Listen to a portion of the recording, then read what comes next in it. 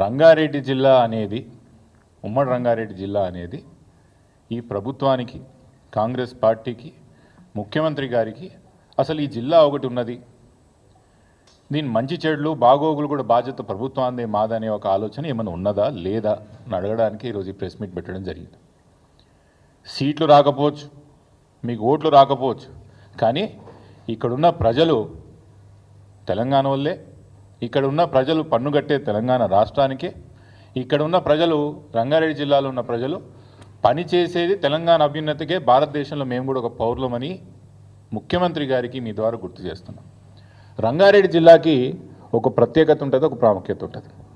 తలసరి ఆదాయంలో హర్యానాలో గుడుగాం తర్వాత రెండో స్థానంలో భారతదేశంలో నిలిచిన ఒక ఘనత రంగారెడ్డి జిల్లా.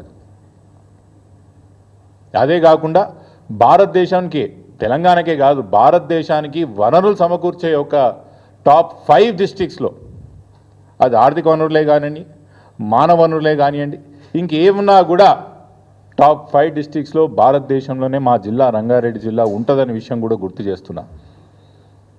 ఇవన్నీ ఎందుకు ఒట్టినే వచ్చినాయా?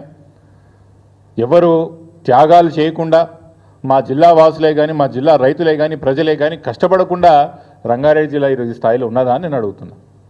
ముఖ్యంగా రంగారెడ్డి జిల్లాకు సంబంధించిన రైతులు వేలాది లక్షలాది ఎకరాలు దారాదత్తం చేసి ప్రభుత్వానికి, తద్వారా ప్రభుత్వం ఈ యొక్క భూములని డెవలప్ చేసి రోడ్లు వేసో లేకపోతే ఇన్ఫ్రాస్ట్రక్చర్ ద్వారా డెవలప్ చేసి దీన్ని పెట్టుబడులు తీసుకొచ్చి రంగారెడ్డి జిల్లా ద్వారానే తెలంగాణ రాష్ట్రానికి సగం పైన ఆదాయం వస్తుందని చెప్పి మీ అందరి ద్వారా యాద్ చేస్తున్నాం.